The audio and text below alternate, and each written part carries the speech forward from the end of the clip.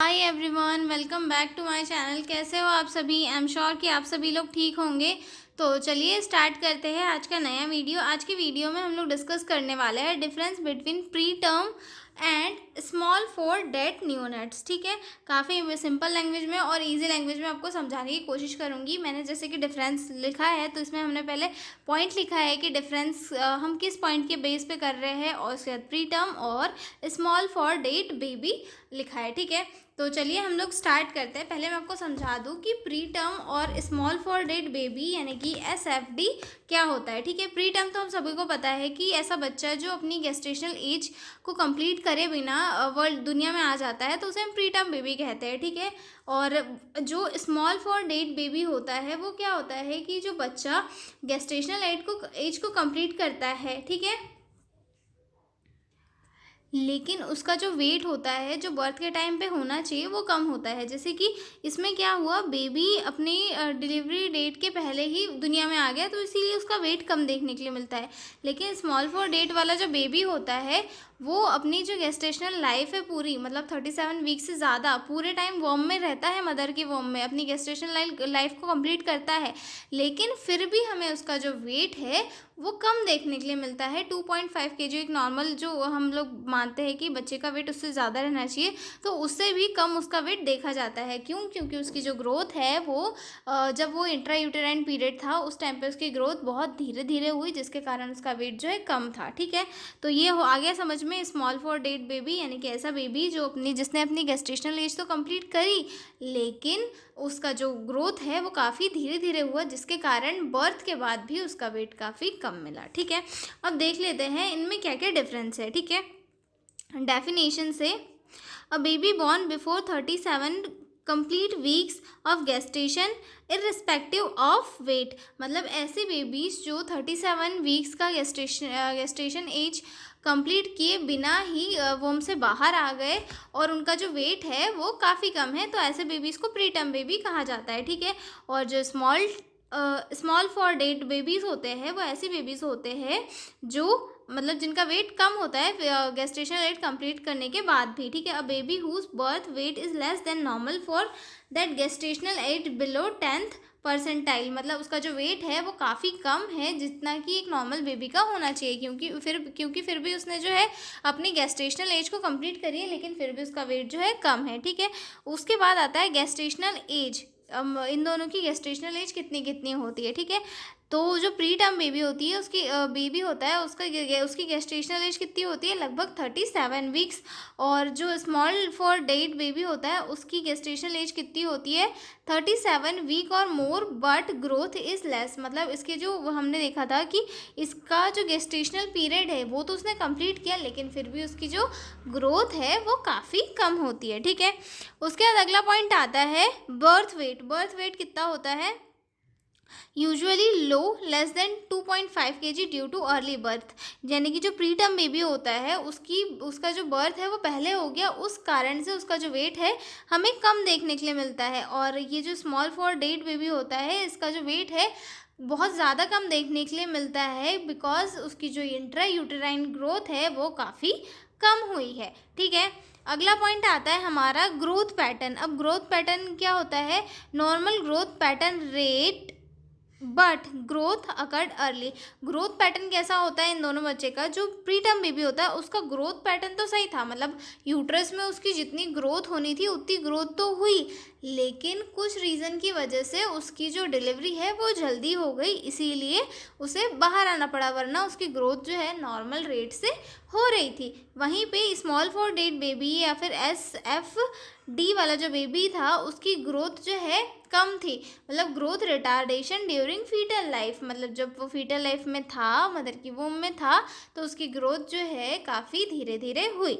ठीक है, उसके बाद जो अगला पॉइंट आता है फिजिकल अपीरियंस। फिजिकल अपीरियंस कैसे मतलब दोनों बच्चों में क्या क्या फिजिकल अपीरियंस में डिफरेंस हमें दिखता है। तो सबसे फर्स्ट आता है हमारा प्री मैच्योर बेबी, थिन होते हैं, transparent skin, less feet, large head, weak muscle. बच्चे जो होते हैं प्री टर्म उनकी जो स्किन होती है वो काफ़ी ट्रांसपेरेंट होती है, बच्चा काफ़ी पतला दिखाई देता है, फैट कम होता है, सिर लार्ज देखने के लिए मिलता है और मसल्स काफ़ी वीक होती है। ठीक है, वहीं पे आता है हमारा small for date baby small but mature looking, मतलब बच्चा छोटा होता है, मतलब उसका वेट जो है कम होता है, साइज़ कम होता है, लेकिन बच्चा जो है दिखने में मैच्योर लगता है।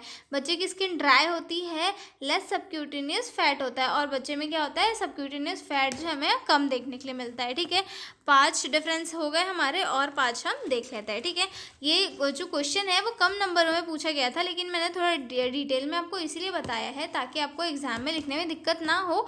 और 10 अगर मैं आपको बताऊंगी तो हो सकता है उसमें से 4-5 आपको याद रह जाए, तो आप 2-3 नंबर में आए तो वो क्वेश्चन आंसर लिख के आ जाओ। ठीक है, वहीं पे हम लोग डिस्कस करते हैं हमारा 6वां पॉइंट, ऑर्गन मैच्योरिटी। ठीक है, organ immature specially lungs, brain, liver. जो प्रीटर्म बेबी होता है उसके जो ऑर्गन्स होते हैं वो काफ़ी कम मैच्योर होते हैं या फिर इमैच्योर होते हैं, मतलब क्योंकि वो टाइम से पहले ही उसने जन्म ले लिया, तो क्या उसके जो ऑर्गन्स है वो प्रॉपर डेवलप होंगे, नहीं हो पाएंगे। ठीक है, और वहीं पे स्मॉल फॉर डेट बेबी में क्या होता है, और organ mature but small size, organ उसके मैच्योर होते हैं लेकिन साइज में कम होते हैं। ठीक है, उसके बाद अगला पॉइंट आता है हमारा कॉम्प्लिकेशन क्या क्या देखने के लिए मिलता है। ठीक है, रेस्पिरेटरी डिस्ट्रेस देखने के लिए मिलेगा हमें प्रीटर्म बेबी में, respiratory distress, temperature instability, feeding problems देखने के लिए मिलेगी हमें बच्चे में। ठीक है, उसके बाद जो स्मॉल फॉर डेट बेबी होता है उसमें हाइपोग्लाइसीमिया देखने के लिए मिलेगा, पुअर रेजिस्टेंस टू इन्फेक्शन देखने के लिए मिलेगा, मतलब शुगर का जो लेवल है वो बॉडी में काफ़ी कम देखने के लिए मिलेगा, और जो इन्फेक्शन रेजिस्टेंट है वो काफ़ी पुअर देखने के लिए मिलेगा। ठीक है, उसके बाद अगला पॉइंट आता है मेन कॉजेज़ की, इनके मेन कॉजेज़ क्या क्या होते हैं। ठीक है, तो pre mature delivery, preterm baby का जो मेन कॉज होता है वो होता है प्री मैच्योर डिलीवरी। ठीक है, और जो स्मॉल फॉर डेट बेबी होता है, मतलब इसकी ग्रोथ क्यों नहीं हुई, उसका रीज़न क्या होता है, प्लेसेंटल इनसफिशिएंसी, अगर प्लेसेंटा जो है कैपेबल नहीं है कि वो एक बच्चे को प्रॉपरली हैंडल कर सके, प्रॉपर उसको न्यूट्रिशन प्रोवाइड कर सके, उसको बचा सके। प्लेसेंटा मतलब इतना इनसफिशिएंट था जिसकी वजह से बच्चे की ग्रोथ प्रॉपर नहीं हो पाती। मैटरनल न्यूट्रिशन एनीमिया, अगर मदर, बच्चे की जो मदर है वो वीक है, उसको एनीमिया है, प्रॉपर डाइट वगैरह नहीं मिल रही है, माल नरिश्ड है, तो उसके कारण भी जो है बच्चे पे असर पड़ता है और बच्चा माल नरिश्ड होता है, साथ ही साथ उसकी जो इंट्रा यूटेराइन ग्रोथ है वो भी काफ़ी स्लो हो जाती है। इसीलिए हम लोग बोलते हैं ना कि एक जो प्रेग्नेंट वुमन होती है उसे अच्छी और विटामिन प्रोटीन वाली डाइट देना बहुत ज़रूरी है, क्योंकि वो एक इंसान 2 इंसानों का जो है भरण पोषण कर रही होती है। अगर मदर वो अच्छा खाना खाएगी तो वही खाना बच्चे को भी लगेगा और उसकी अच्छी ग्रोथ हो पाएगी। ठीक है, अगला पॉइंट आता है हमारा survival rate, depends on organ maturity में नीड एनआईसीयू केयर। जो प्रीटर्म बेबी होते हैं उनका सर्वाइवल रेट नॉर्मल होता है, यानी कि जो है ये डिपेंड करता है कि उसकी जो बर्थ हुई है वो किस एज में हुई है। अगर उसकी बर्थ इस टाइम पे हुई कि उसकी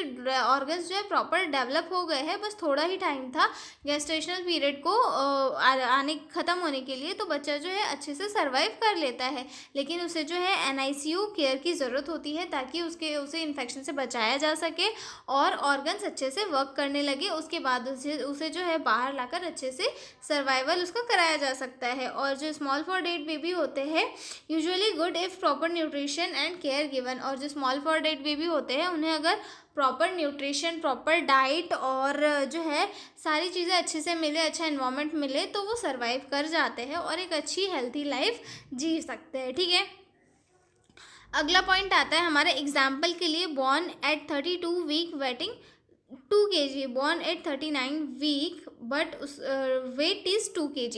यानी कि एग्जाम्पल के लिए एक बच्चा है जिसने 32 वीक में जन्म लिया है, यानी कि उसकी जो बर्थ है वो प्री मैच्योर हुई है, लेकिन फिर भी उसका जो वेट है वो 2 kg है। और जो pre small for date baby है उसका भी जन्म जो है 39 वीक में हुआ है। इसने यानी कि अपनी गेस्टेशनल एज को कंप्लीट किया है, इसने नहीं किया था। 32 वीक में गेस्टेशनल एज कंप्लीट नहीं होती, पर इसने जो है अपनी गेस्टेशनल एज को कंप्लीट किया है, फिर भी इसका वेट 2 kg है और इसका भी वेट 2 kg है। तो इसका रीज़न क्या है, इसकी जो डिलीवरी है वो पहले हो गई थी और इसका जो मतलब ग्रोथ और डेवलपमेंट का प्रोसेस था जो था यूट्रस में या फिर वुम में, वो प्रॉपर हो रहा था, ऑन टाइम हो रहा था, लेकिन इसका जन्म पहले हो गया। और जो ये बेबी था इसकी जो ग्रोथ डेवलपमेंट थी वुम में वो काफ़ी डिले हो रही थी, धीरे धीरे हो रही थी, जिसके कारण जो बच्चा है वो प्रॉपर ग्रोथ नहीं कर पाया। ठीक है, तो ये था हमारा प्री टर्म और स्मॉल फॉर डेट बेबी में डिफरेंस कंप्लीट हो चुका है। तो मिलते हैं हम अगले वीडियो में एक नए क्वेश्चन के साथ। तब तक के लिए बाय बाय। पीडीएफ नोट चाहिए हो तो डिस्क्रिप्शन में मेरा मेल दिया हुआ है, उस पर कांटेक्ट करके पीडीएफ नोट्स ले सकते हो। तो मिलते हैं हम अगले वीडियो में, तब तक के लिए बाय बाय।